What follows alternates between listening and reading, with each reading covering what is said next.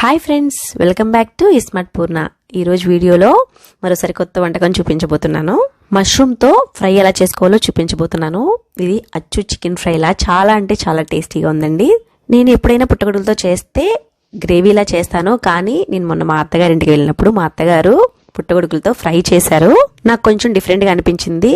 So ఆ recipe మీతో share చేసుకుందామని షూట్ చేశానండి.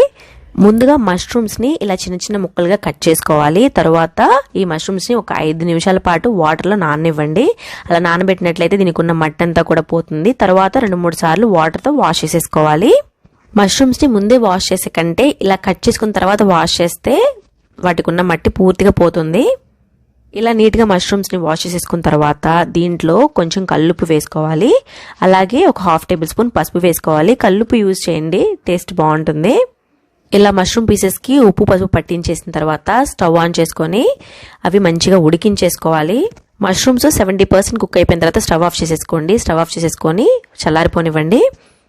తర్వాత 3-4 ఉల్లిపాయలు కట్ చేసుకోండి. చిన్నగా ఉంటే 3-4 ఉల్లిపాయలు పడతాయి. అదే పెద్దపాయ అయితే ఒకటి సరిపోతుంది. తర్వాత ఒక 3-4 పచ్చిమిరపకాయలు కూడా కట్ చేసుకోండి. కారాన్ని బట్టి, కొన్ని కారం ఎక్కువ ఉంటాయి కాబట్టి చూసుకొని వేసుకోండి. మా అత్తగారు అయితే 4 పచ్చిమిర్చి వేశారు. స్టవ్ పై బాండి పెట్టుకొని తగినంత ఆయిల్ వేసుకోవాలి. ఆయిల్ కొంచెం ఎక్కువ పడుతుందండి, ఎందుకంటే ఫ్రై ఐటమ్ ఏదైనా కానీ ఆయిల్ ఎక్కువ వేసుకుంటే బాగుంటుంది.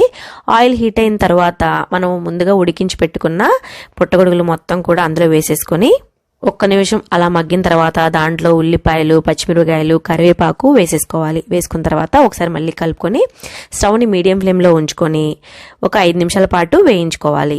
మష్రూమ్స్ని ఫస్ట్ ఉడికించుకున్నప్పుడు 70% ఉడికించుకుంటే సరిపోతుందండి. అంతకంటే ఎక్కువ ఉడికించుకుంటే మనకి మళ్ళీ ఫ్రైలో ముక్క చిదిరిపోయే అవకాశం ఉంటుంది. కాబట్టి 70% ఉడికించుకుంటే సరిపోతుంది. అలాగే ఆయిల్లో వేసిన తర్వాత ఒకసారి తిప్పుకొని ఒక 5 నిమిషాల పాటు అలా వేగనివ్వండి. అప్పుడు ముక్క గట్టిపడుతుంది. తర్వాత ఇందులో అల్లం వెల్లుల్లిపాయ పేస్ట్ వేసుకోవాలి. దాంట్లో కొంచెం ఎండు కొబ్బరి కూడా యాడ్ చేసుకోండి. అయితే ఈ అల్లం వెల్లుల్లిపాయ పేస్ట్లో అల్లం ఎక్కువ, వెల్లుల్లిపాయ కొంచెం తక్కువ వేశారు, ఎండు కొబ్బరి వేసుకున్నారు. వీడియోలో చూపిస్తున్న విధంగా మష్రూమ్ పీసెస్ని పక్కనుకొని ఈ అల్లం వెల్లుల్లి కొబ్బరి పేస్ట్ని ఇందులో వేసుకోవాలి. కొంచెం వాటర్ తలుపుకొని మా అత్తగారు వేసుకున్నారండి. ఒక టీ గ్లాస్ వాటర్ కూడా వేశారు.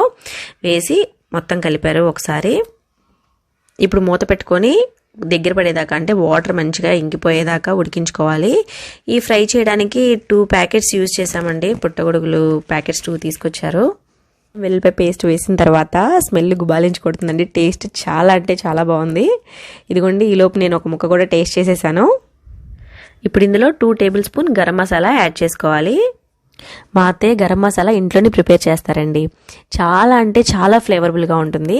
ఈసారి ఆ గరం మసాలా ఎలా ప్రిపేర్ చేసుకుంటారో మీకు నేను షేర్ చేస్తాను. ఇప్పుడు ఇందులో మన రుచికి సరిపడినంత కారం వేసుకోవాలి. ఇందులో అల్లం వెల్లుల్లి పేస్ట్, ఘాటు, గరం మసాలా వేసుకున్నాం కదా, కారం చూసుకొని వేసుకోవాలి.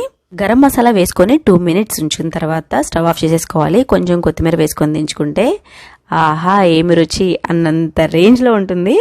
టేస్ట్ చాలా అంటే చాలా బాగుందండి నిజంగా. తప్పకుండా మీరు కూడా మీ ఇంట్లో ట్రై చేయాల్సిన డిష్ అనమాట. మా పిల్లలు ఈ మష్రూమ్ కర్రీ వండుతుంటే అసలు ఆగలేదండి. అట్లీస్ట్ పల్లెలు పెట్టి ఇచ్చే లోపే కొంచెం కర్రీ వేసేసుకొని తింటూనే ఉన్నారు. సో టకటక వేడిగా ఉండగానే తినేశారు. తప్పకుండా మీరు కూడా మీ ఇంట్లో ట్రై చేయండి. ఇందులో ముఖ్యంగా ఏంటంటే మనం అల్లం వెల్లుల్లి పేస్ట్, గరం మసాలా వేసుకుంటాం కాబట్టి ఇదే కదండి.